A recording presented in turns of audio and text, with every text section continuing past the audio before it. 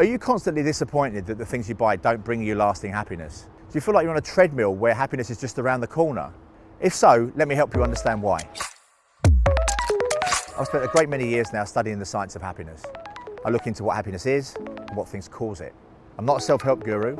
I'm not here to tell you what to do, but I am here to give you some tips and some advice so that you can make yourself happier. In one way or another, all of us want to be happy. We want to feel good. And not just only for feeling good, but because feeling good improves other things in our lives too.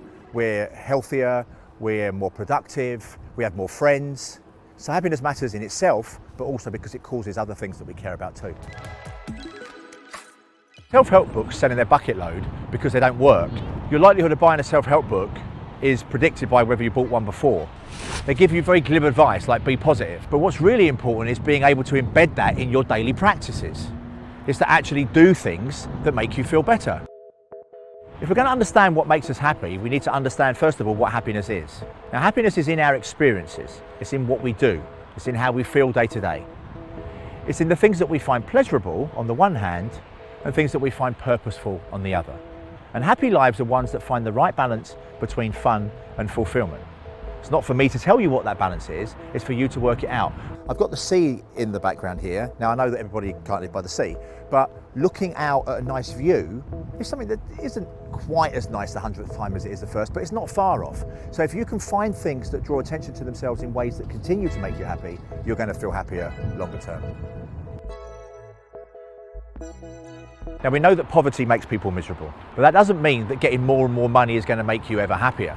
In fact, you can reach a point where more money won't make you happier and actually might make you less happy if you're sacrificing some of the things that make you happy day to day in order to get rich.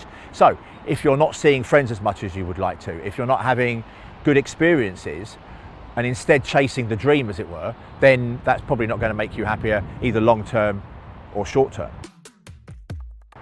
We often think that a fantastic job is going to make us happier, and it might, but sometimes it doesn't. Because that fantastic job is only a fantastic job in theory. It's the one that we've always wanted, it's the one that our parents are proud of, our friends are jealous.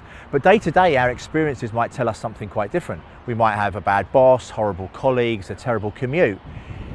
And if that's the case, we really need to ask ourselves, what's perfect about the job? Let us think about how we spend our money. So often we buy stuff, thinking that the hit's going to last for a long time, but it doesn't, it wears off quite quickly. Experiences, on the other hand, especially with other people, continue to make you happy, not just in the experience, but in the stories that you can tell about them afterwards. So often it's better for us to do things than it is to buy things. Imagine buying a new phone, a really expensive phone. You think that's going to continue to make you happy because you're paying attention to the expensiveness of the phone. But actually, in using the phone, it's the functionality that matters. It doesn't really matter then whether it's the most expensive phone or the next most expensive. It's going to be a phone that you'll use, and you need to pay attention to the using it. We all need to pay attention to the doing and using of things and not our imaginations of how they're going to be. When we think about happiness as experiences over time, a considerable part of our experiences are in anticipation and in memory. It's not just in what we do, it's in how we imagine how we feel when we do it and how we remember it afterwards. And I think it's important that we keep that in mind because it will help you think about, for example, what kind of holidays to have. Try to have some really good experiences, that's an obvious thing to say, so that you can draw down memories afterwards. Perhaps less obvious is don't go away for too long, because the evidence tells us that we don't remember duration, we don't remember how long things last. So have sort of short, sharp experiences rather than one big, long, drawn out one. If you spent a little bit more time each day listening to music that you enjoy, you're going to be happier. If you got outdoors a little bit more, you'd be a little bit happier. If you spend a little bit more time with people you like being with, you'll be a bit happier. Helping other people, that's really good for us. That's actually a really selfish thing to do, to help other people. They feel good and we feel good too. All of these things that you can do just a little bit more of, that irrespective of how happy you are, irrespective of how much money you have or the house that you live in, you're going to be a little bit happier. One of the ways in which we can make better decisions about our happiness is to ask other people for some advice. But be careful who you ask. Don't ask those people who have expectations of you about the life that they think you ought to be leading, but rather look to those people who care about your experiences.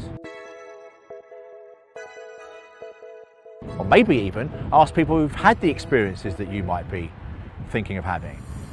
We are different and people experience things differently, but we're often quite similar too. And if something felt good for someone like you, chances are it will for you too. All of us are trying to be happier, but we sometimes get it wrong.